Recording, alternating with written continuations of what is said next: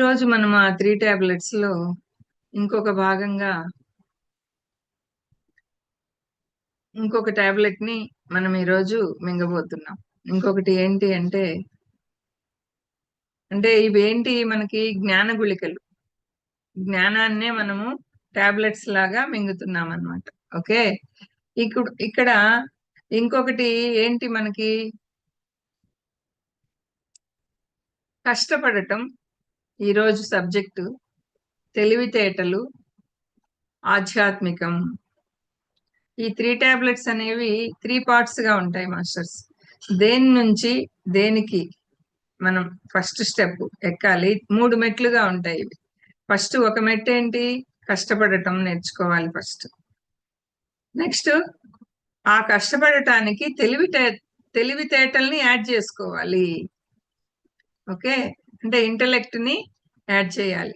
నువ్వు కష్టపడటం ఒక్కటే కాదు, దానికి కష్టానికి తగ్గట్లుగా ఆ దాంట్లో ఆ యొక్క ఇంటలెక్ట్ ని యూజ్ చేస్తూ కష్టపడాలి. ఆ తెలివితేటల్ని ఉపయోగిస్తూ కష్టపడాలి. ఓకే. మూడో స్టెప్ ఏంటి? మూడో మెట్టు మనకి ఏ విధమైన తెలివితేటల్ని ఉపయోగించాలి. చూడండి, ఇక్కడ అది ఒక ముఖ్యమైన పాయింట్. జీవితంలో ప్రతి ఒక్కరూ కష్టపడుతుంటారు. ఒక్కొక్కరు ఒక్కొక్క దానికి కష్టపడుతూ ఉంటారు. అంటే చాలా కష్టంగా ఉన్నా సరే నేను ఇది సాధించాలి అని కష్టపడి సాధిస్తూ ఉంటారు. కానీ కొన్నిసార్లు సాధించలేక ఫెయిల్యూర్ అవుతూ ఉంటారు. అప్పుడు అక్కడ తెలివితేటలు ఉపయోగించలేదు. అంటే అక్కడ ఇంటలెక్ట్ ని, ఆ కామన్ సెన్స్ ని, ఇంటలెక్ట్ ని ఉపయోగించాలి. అంటే కష్టపడటం ఒక్కటే కాకుండా అక్కడ తెలివితేటల్ని యాడ్ చేసుకోవాలి. అది ఎలాంటి తెలివితేటలు అంటే ప్రాపంచికపు తెలివితేటలు కాదు. మనం ఎక్కడున్నాం ఇప్పుడు? ఆధ్యాత్మికంలో ఉన్నాం మనం. ఆధ్యాత్మిక జీవన యానాన్ని మనం కొనసాగించుకుంటూ ఉన్నాం. సో ఈ యొక్క ఆధ్యాత్మిక ప్రపంచంలో ఆధ్యాత్మిక జ్ఞానంతో నువ్వు ఆధ్యాత్మిక తెలివితేటల్ని ఉపయోగించాలి నువ్వు. ఓకే. ఆధ్యాత్మిక పరమైన తెలివితేటల్ని ఉపయోగిస్తూ కష్టపడాలి. అది కష్టపడటం, తెలివితేటలు, ఆధ్యాత్మికం. అంటే ఎవరైనా ఒక వ్యక్తి ఆనందంగా ఎప్పుడు ఉన్నాడంటే అతనికి తప్పనిసరిగా 3 గుణాలు ఉండి ఉంటాయి మాస్టర్స్. ఒక వ్యక్తి ఆనందంగా ఉన్నాడు అంటే తప్పనిసరిగా అతనికి 3 గుణాలు ఉంటాయి. ఈ మూడింట్లో ఏ ఒక్కటి లోపించినా కూడా ఆ యొక్క గుణానికి సంబంధించిన లోపం అతనిలో ఉంది. తద్వారానే అతను అనారోగ్యాన్ని కలిగి ఉండటం అనేది తప్పనిసరిగా అక్కడ సమాజంలో ఆ యొక్క గుణాలను గురించి మనము ఆ ప్రభుత్వం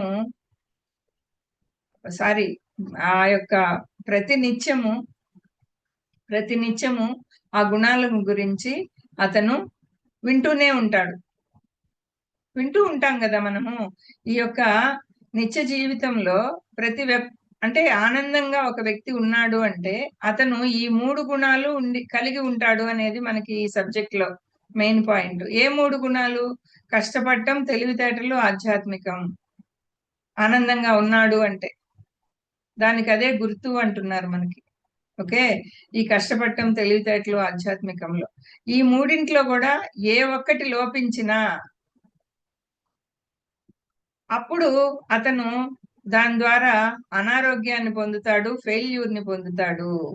అది తప్పనిసరి. అంటే సమాజంలో ఈ 3 గుణాల గురించి మనం ప్రతినిత్యం వింటూనే ఉంటాం మాస్టర్స్. నిత్యం వింటూనే ఉంటాం. కష్టపడటం అనేది ఒక క్వాలిటీని గాని, తెలివితేటలు అనే పదాన్ని గాని, ఆధ్యాత్మికం అనే పదాన్ని గాని. అంటే అదే విధంగా మంచి తెలివితేటలు ఉన్న వ్యక్తికి కష్టపడే గుణం లేనట్లయితే అతన్ని చూసి ఎన్ని తెలివితేటలుంటే ఏం ప్రయోజనం? వీడికి వేస్ట్, ఎన్ని తెలివితేటలున్నా కూడా ఇతను ఫెయిల్యూరే పొందుతున్నాడు అంటారు. అంటే ఏమీ సాధించలేకపోతున్నాడు అని కొన్నిసార్లు వింటూ ఉన్నాం మనం. కుదురుగా ఒక దగ్గర కూర్చొని తను గట్టిగా కష్టపడితే కదా ఏదైనా సాధించగలడు. అని చెప్పడం అనేది కూడా మనకి ఒక రొటీన్ గా మన పెద్దవాళ్ళు అంటూ ఉంటారు. ఎవరన్నా ఫెయిల్యూర్ చవి చూశారు అంటే, కుదురుగా ఒక దగ్గర ఉండడు, వాడు ఇంకా ఏం సాధిస్తాడు అని. అలా మనం ఒక కష్టపడటం అనే ఒక పదానికి మనం అది విరివిగా వింటూ ఉంటాం ఈ యొక్క సంఘంలో. అంటే ఒక వ్యక్తిగా ఒక వ్యక్తి బాగా కష్టపడి కష్టపడగలిగే గుణము ఉంది అతని దగ్గర. ఒక వ్యక్తి దగ్గర కష్టపడే గుణం ఉంది, తెలివితేటలు ఉన్నాయి. తెలివితేటలు లేకపోతే అతను చాలా కష్టపడతాడు, కానీ ఏం ప్రయోజనం? కొద్దిగా తెలివితేటలు లేకపోవడం వలన ఏ పరిస్థితుల్లో ఉన్నాడో అదే పరిస్థితుల్లో ఉన్నాడు అనేది మనకి చెప్తూ ఉంటారు. అంటే కష్టపడే గుణం ఉంది, తెలివితేటలు లేకపోతే అతను ఏం లాభము? కష్టపడుతున్నాడు కానీ తెలివితేటలు లేవు అతనికి అంటారు. అంటే చూడండి, ఈ మూడిట్లో కూడా ఏ ఒక్కటి లోపించినా ఏ ఒక్కటి లోపించినా కూడా అతను అనారోగ్యానికి గురవటమో ఫెయిల్యూర్ కి కలిగి ఉండటమో జరుగుతుంది. అందుకని ఈ మూడిట్లో ఏదో ఒకటి లేకపోయినా కూడా అతను సక్సెస్ అనేది సాధించలేడు అనేది మనకి ఇక్కడ తెలియజేస్తున్నారు మాస్టర్స్. అంటే మాస్టర్స్ ఈ యొక్క కష్టపడటం తెలివితేటల ఆధ్యాత్మికం అంటే అక్కడ ఫస్ట్ ఆధ్యాత్మికత లోపించటం. ఇప్పుడు కష్టపడటం ఉంది, తెలివితేటలు ఉన్నాయి, కానీ అయినా ఏం లాభము? తెలివిగల్లోడు కష్టపడుతున్నాడు కానీ సాధించలేకపోతున్నాడు అంటారు అప్పుడు. అదే గాని అంటే అక్కడ ఏమి లోపము? ఫస్ట్ ఏమో కష్టపడే గుణం ఉంది, అయినా ఏం లాభము? తెలివితేటలు లేవు అన్నారు. అంటే అక్కడ తెలివితేటలు ఆధ్యాత్మికం రెండు లోపించాయి. నెక్స్ట్ ఏమన్నారు? తెలివితేటలు ఉన్నాయి, కష్టపడుతున్నాడు, అయినా ఏం లాభము? సాధించలేకపోతున్నాడు అన్నారు. అంటే అక్కడ ఏమి లోపము? ఆధ్యాత్మిక లోపం. అంటే ఈ మూడు ఉంటేనే ఇక్కడ ఆధ్యాత్మికత అంటే ఏంటి? ఆధ్యాత్మికత అంటే నేనెవరు? ఎక్కడి నుంచి వచ్చాను? ఇక్కడికి వచ్చాను. నేను ఎక్కడి నుంచి వచ్చాను? ఇక్కడికి ఎందుకు వచ్చాను?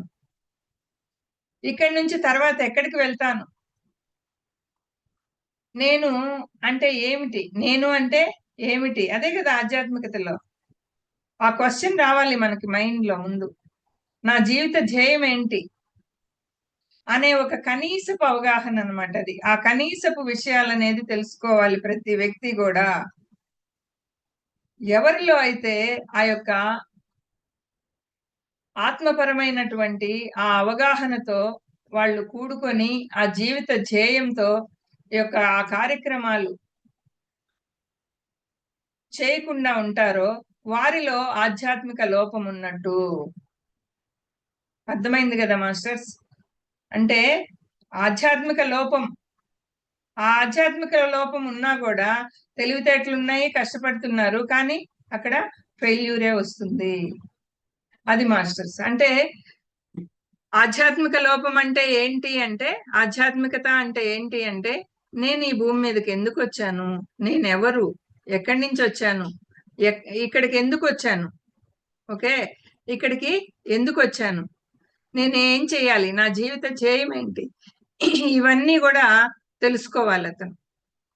అయితే కేవలం ఆధ్యాత్మికత మాత్రమే ఉంటే ఆ వ్యక్తులకి మనము చూస్తూ ఉంటాం, ఆధ్యాత్మికత ఉంది కానీ కష్టపడే గుణము తెలివితేటలు లేవనుకోండి, అది కూడా సరి అయిన జీవన విధానము కాదు. Okay masters? అంటే రెండిట్లో ఏ ఒక్కటి లేకపోయినా సరి అయిన జీవన విధానం కాదు. అంటే వాళ్ళు కేవలం ఆ ఆ కాసేపు అంటే ఇప్పుడు వాళ్ళ భావంలో కష్టపడే గుణం అనేది ఆ తెలివితేటలు లేకపోవడం వలన ఆధ్యాత్మికత ఉంది వాళ్ళకి, అది సరైన విధానం కాదు అంటారు. ఓకే, ఎందుకని కాదు? మూడు ఉంటేనే సరైన జీవన విధానం, మూడు ఉంటేనే నువ్వు ఏదైనా సాధించగలవు. ఓకే, అంటే లేదు అంటే ఒక్కొక్క జన్మలో ఒక్కొక్క గుణాన్ని కలిగి ఉంటావు, ఇంకా మళ్ళీ జన్మలు తీసుకుంటానే ఉండాలి. 3 జన్మలు దేంట్లో అయితే నువ్వు కలిగి ఉంటావో, ఒకే జన్మలో ఈ 3 గుణాల్ని ఎప్పుడైతే నువ్వు కలిగి ఉంటావో, అప్పుడు నువ్వు నీ యొక్క ఆత్మ పరిణితిని పెంపొందించుకుంటూ, నువ్వు ఎందుకొచ్చావు, ఏంటి నీ యొక్క జీవిత ధ్యేయము అన్నీ కూడా తెలుసుకోగలుగుతావు. అంటే ఈ మూడింటి కలయిక మాత్రమే ఒక సంపూర్ణ ఆరోగ్యాన్ని ఇస్తుంది. ఒక అనారోగ్యం పాలన నువ్వు పడ్డావు అంటే నీకు కష్టపడటం తెలిసి తెలివితేటలు ఆధ్యాత్మికం లేకపోయినా ఉండాలి. లేదు కష్టపడటము తెలివితేటలు ఉన్నా కూడా ఆధ్యాత్మికత లోపించుండాలి. లేదు అంటే ఉత్త ఆధ్యాత్మికతలో ఉన్నావు, కష్టపడటం తెలీదు, తెలివితేటలు లేవు. అప్పుడు కూడా నువ్వు అనారోగ్యం పాలవుతూ ఉంటావు. ఓకే. అనారోగ్యం పాలవటము, ఆ యొక్క జీవితంలో సోషల్ ప్రాబ్లమ్స్, ఫెయిల్యూర్ లైఫ్ ని చవి చూస్తూ ఉంటారు వాళ్ళు. అందుకే ప్రతి ఒక్కరు కూడా కష్టపడటము, తెలివితేటలు, ఆధ్యాత్మికం 3 గుణాలని కూడా కలిగి ఉండాలి. Okay masters. అంటే ధ్యాన సాధనకి మనము ఉపక్రమించిన తర్వాత మనము కష్టజీవులం అయిన కష్టజీవులమే. మనము తెలివితేటలు ఉన్నాయి. ఏది ధ్యాన సాధనలోకి మనం వచ్చాము, గంటలు గంటలు ధ్యానం చేస్తున్నాము అంటే మనం కష్టపడే ఒక గుణం మనలో ఉంది అని మనం అర్థం చేసుకోవాలి. ఓకే. నెక్స్ట్ దానికి మనం ఏం కలపాలి?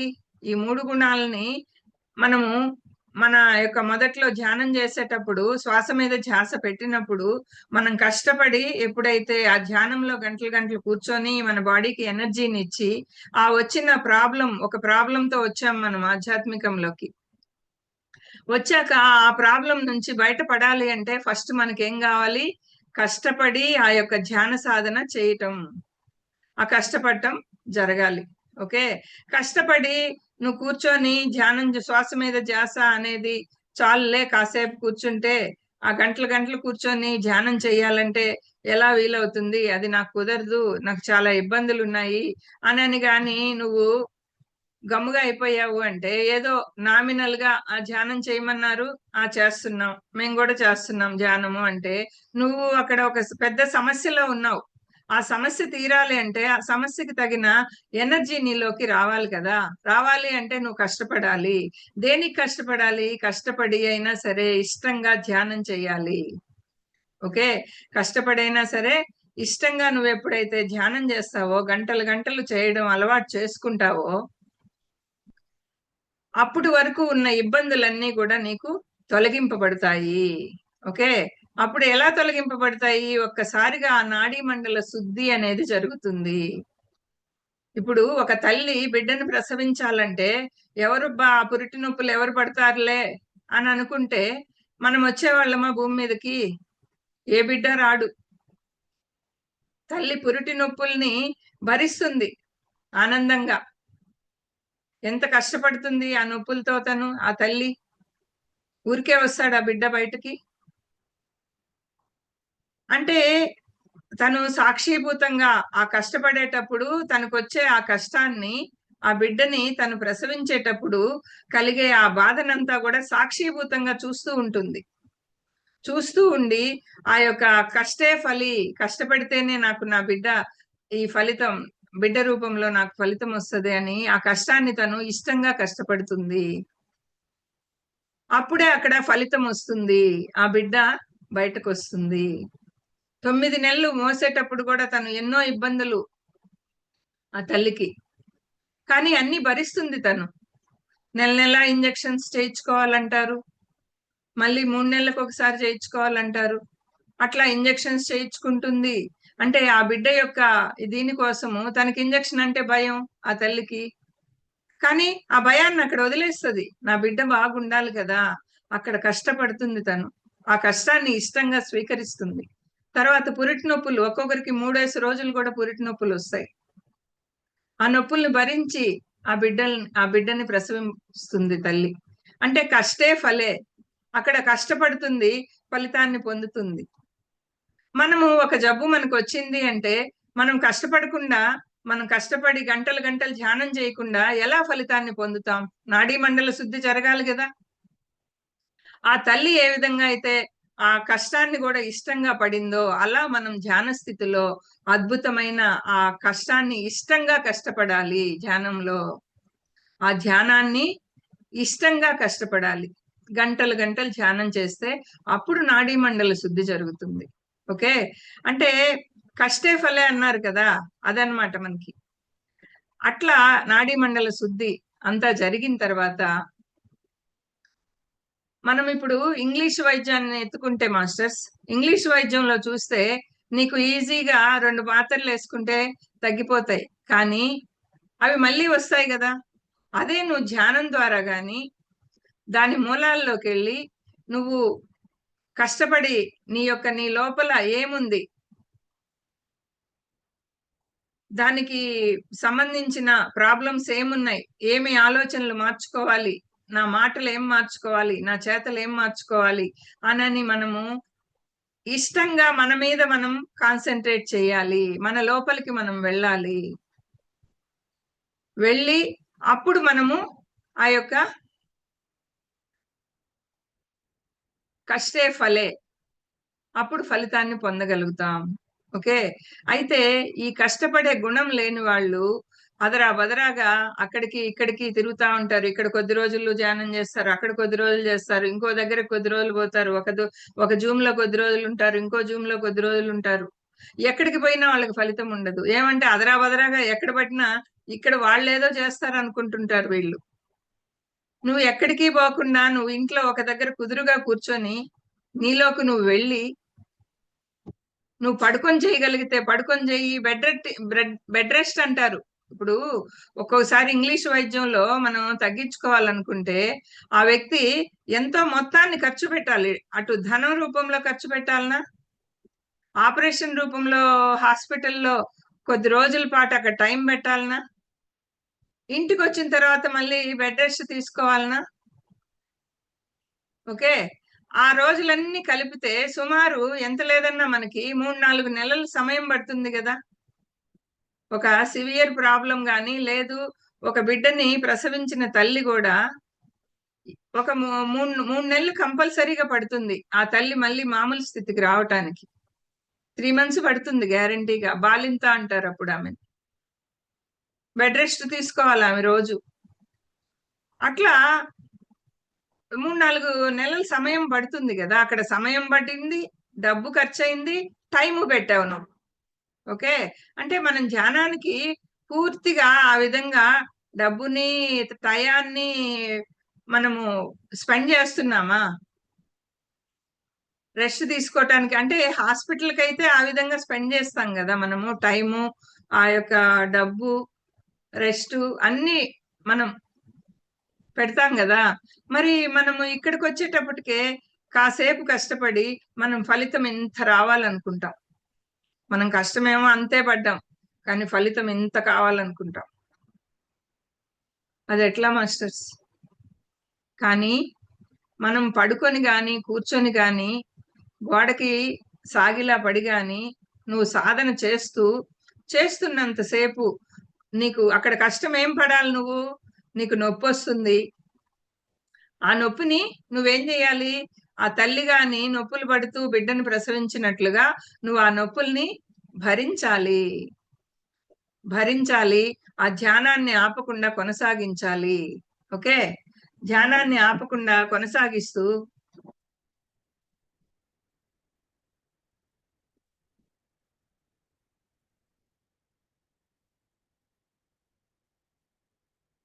నొప్పి వచ్చినప్పటికి గూడా నువ్వు ధ్యానాన్ని అక్కడ ఆపేయకుండా ఆ నొప్పిని గమనిస్తూనే ధ్యానం కొనసాగిస్తూ ఉంటే అదే కష్టపడటం ధ్యానంలో నువ్వు.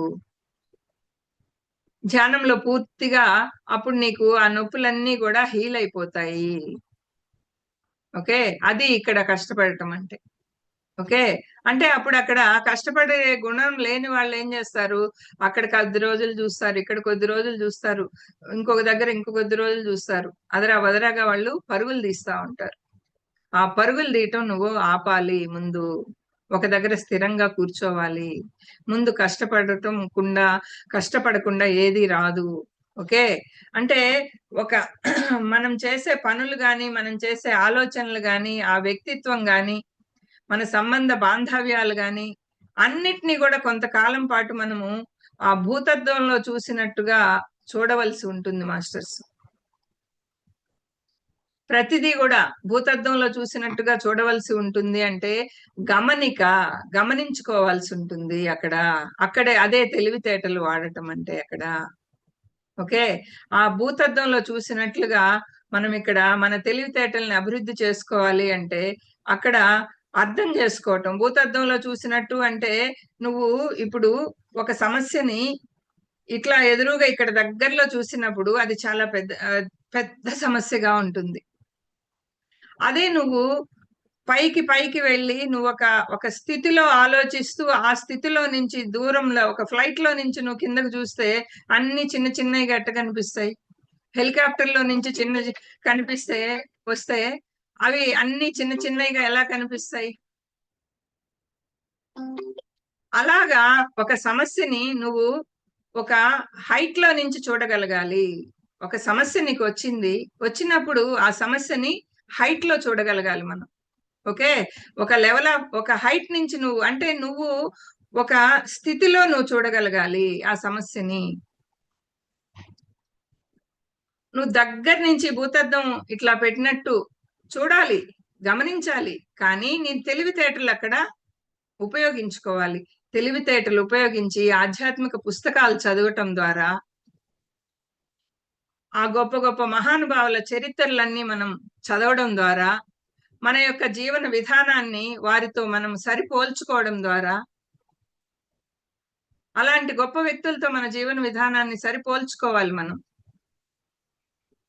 కొందరితో సరిపోల్చుకోవద్దు, అట్లా పోల్చుకోవటం కరెక్ట్ కాదు అంటారు. కానీ గొప్ప గొప్ప వ్యక్తులు ఉన్నారు కదా, ఆ పుస్తకాలు రాసిన వాళ్ళు, వాళ్ళ జీవిత అనుభవాలు అన్ని రాసుంటారు కదా, వాళ్ళతో మనం సరిపోల్చుకోవాలి. అలాంటి వాళ్ళతో మనం సరిపోల్చుకోవాలి.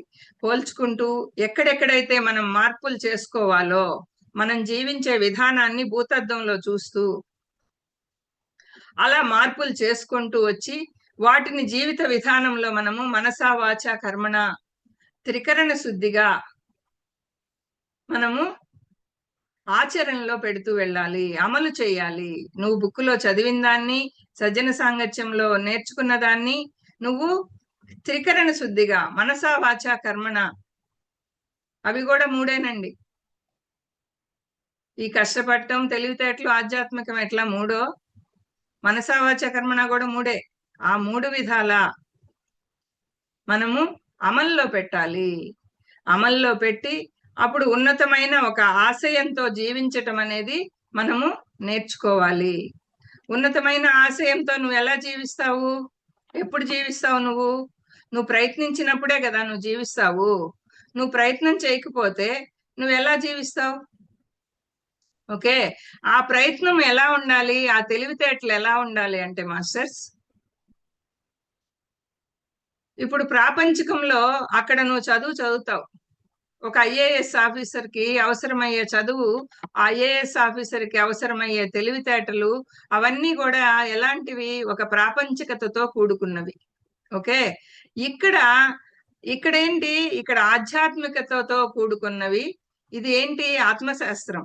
ఈ ఆత్మశాస్త్రంలో కూడుకున్నటువంటి ఆ బుద్ధి ఉంది కదా ఇక్కడ, ఆ బుద్ధికి నువ్వు ఆత్మశాస్త్రాన్ని, ఆత్మ జ్ఞానాన్ని అందిస్తావు.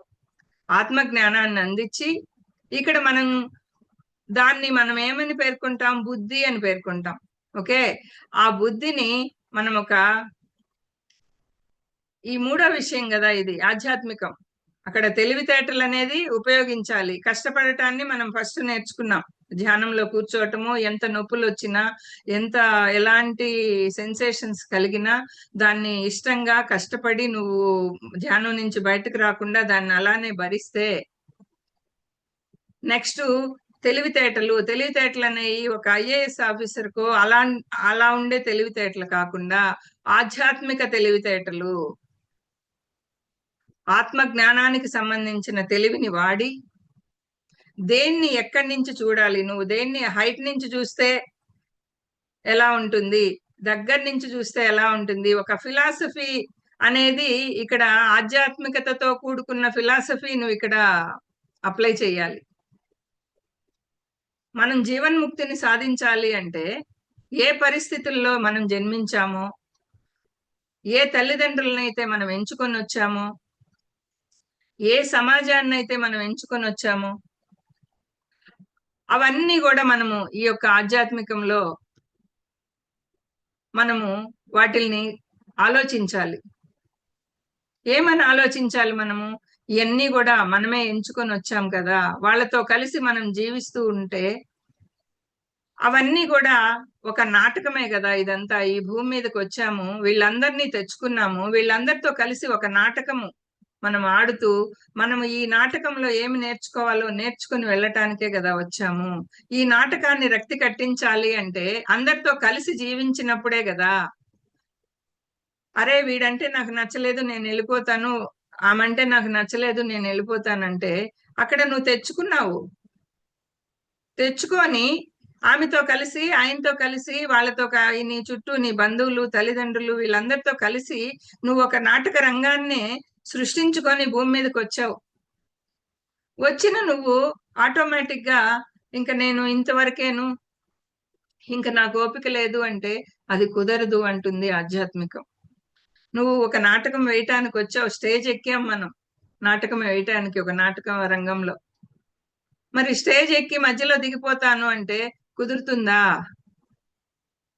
సో మనము ఆధ్యాత్మికతని కలిపి, అంటే సరి అయిన ఇదే ఆధ్యాత్మికత మనకి నేర్పిస్తుంది. మనమంతా కూడా ఈ నాటక రంగంకి వచ్చాము, వీళ్ళందరితో కలిసి మనము ఈ యొక్క ఆధ్యాత్మికాన్ని ఆత్మ జ్ఞానాన్ని పెంపొందించుకుంటూ ఒక ఈ యొక్క నాటక రంగంలో మనము నాటకం వేయటానికి వచ్చిన పాత్రధారులు మాత్రమే అనని సాక్షీభూతంగా చూస్తూ ఒక దివ్యచక్షు ఉత్తేజితం ఉంది కదా మనకి ఆ యొక్క ధ్యానంలో. ఆ దివ్యచక్షు ఉత్తేజితం అయ్యి దేనికోసం మనం వచ్చామో అప్పుడు తెలుస్తుంది మనకి. అవి దేనికోసం మన జీవిత ధ్యేయం ఏంటి అనేది అప్పుడు తెలుస్తుంది. ధ్యానంలోకి వచ్చాక దివ్యచక్షు ఓపెన్ చేసుకున్న తర్వాత అప్పుడు అద్భుతమైన ఈ యొక్క నాటక రంగమంతా కూడా మనకి చాలా అద్భుతంగా కనిపిస్తుంది. అప్పుడు ఏది బాధించదు మనల్ని. ఓకే, ఆ స్థితి దాకా మనల్ని ఒక ఆనందమయ జీవితంలోకి అప్పుడు తీసుకెళ్తుంది ఆ యొక్క ఆధ్యాత్మికం. మనం ఆధ్యాత్మిక కోణంలో ఆలోచించి తెలివితేటల్ని ఉపయోగిస్తూ, ఆధ్యాత్మిక తెలివితేటలు అంటే అవి మాస్టర్స్ ఆత్మ జ్ఞానంతో కూడి నువ్వు ఆలోచించాలి. ఒక సమస్య నీకు వచ్చింది అంటే ప్రాపంచికంలో ఉన్న వాళ్ళు ప్రాపంచికంలోనే ఆలోచించుకుంటారు, దాన్ని వదిలేయండి. మనం ఎలా ఉండాలి? ఒక తామరాకు మీద నీటి బొట్టులాగా, ఒక సాక్షిభూతంగా ఈ యొక్క జీవితానికి, ఈ నాటక రంగానికి మనం వీళ్ళందరూ కూడా మన తోటి నటులే, మనమే తెచ్చుకున్నాం వీళ్ళని. ఎందుకు నేను ఇక్కడ వేరేగా ఆలోచిస్తున్నాను? నేను ఆత్మ జ్ఞానంతో కలిపి, అంటే కష్టపడుతున్నాను, తెలివితేటల్ని ఉపయోగిస్తున్నాను, కానీ ఒక ఐఏఎస్ ఆఫీసర్ చదివే ఐఏఎస్ లాంటి ఒక ప్రాపంచిక చదువులు కాదు కదా నేను చదివేది. నేను చదివేది ఆత్మ జ్ఞానం అనే చదువు. ఈ జ్ఞానాన్ని నేర్చుకుంటున్నాను. మరి ఈ ఆత్మ జ్ఞానాన్ని నేర్చుకునే పక్షంలో నేను ఇక్కడ ఈ భూమి అనే పాఠశాలకు వచ్చాను ఆత్మ జ్ఞానాన్ని నేర్చుకోవటానికి. మరి ఆ ఆత్మ జ్ఞానాన్ని కలుపుకొని ఆధ్యాత్మికతతో నేను జీవించాలి అనే ఒక ఆ తెలివితేటలు ఆధ్యాత్మికము, ఆ కష్టపడటం తెలివితేటలు ఆధ్యాత్మికం ఒక అద్భుతమైనటువంటి 3 టాబ్లెట్స్ అండి ఇవి. సో వీటిల్ని కలుపుకొని మనం గాని ఆ ఫిలాసఫీ మనతో పెట్టుకొని ఈ 3 విషయాలు కూడా ప్రతి వ్యక్తి పాటిస్తూ జీవిస్తూ పోతే అద్భుతమైన జీవితాన్ని మనము అందుకోగలుగుతాము. విజయాలు మన వెంటే ఉంటాయి. ఓకే, అది మాస్టర్స్ కష్టపడటం తెలివితేటలు ఆధ్యాత్మికం. Okay masters, thank you so much. Thank you all అండి.